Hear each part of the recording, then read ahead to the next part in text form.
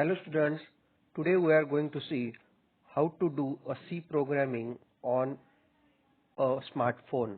If you have the smartphone or tab with you, then you can easily do a C programming by installing the Android app. So how to do? Firstly, you have to open the Play Store.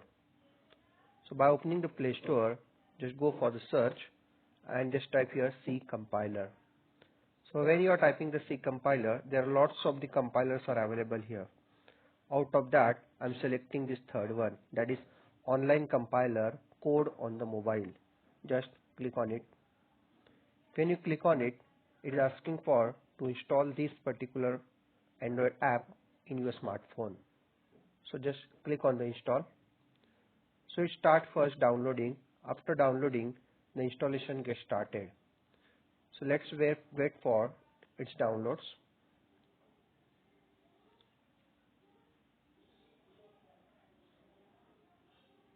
Yes, now it is installing.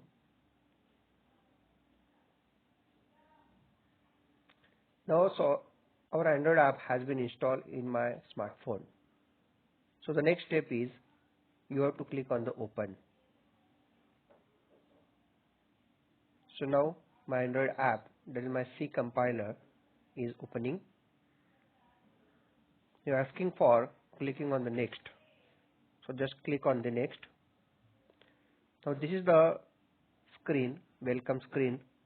You can read this screen and just after that just click on the get started. Now it is asking for the storage permission. Now click on the allow.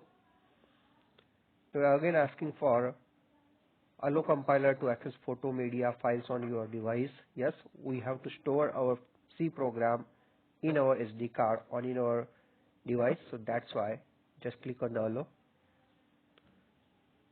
Now these are the different languages that this compiler is supporting.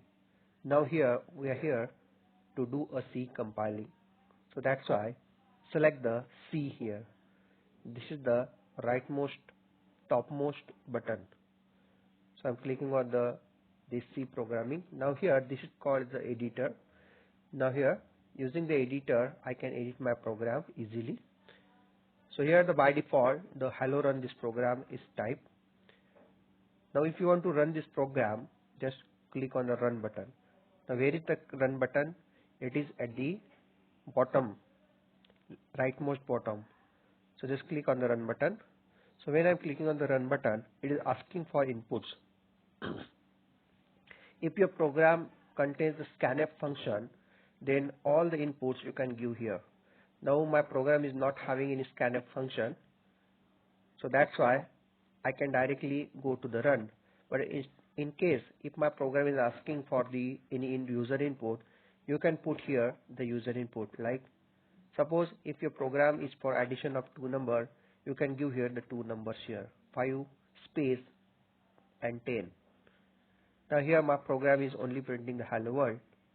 So just I'm clicking on this run button. Now my program is compiling and hey, you are getting the output as hello world. So my first program has been successfully executed. Now if you want to edit the program, you can again go to the code. You can edit the code. Here I'm editing the code as instead of world, I'm putting here my name as a Ganesh Acharde, and then I am running this program again. So again it is asking for input now, but it is not, my program is not having the scanf function, so I'm not giving any input. Just I'm click on the run button and hey, the edited program has been successfully running. So in this way you can type your program, whatever your program is there, you just have to type it. Here there are the different symbols has been given at the below. Whenever you require any symbols, frequently used symbols, that is been appeared at the below, and after doing your program, after typing your program, you have to just click on the run button. So that's it for today. We'll meet you into the next video. Thank you.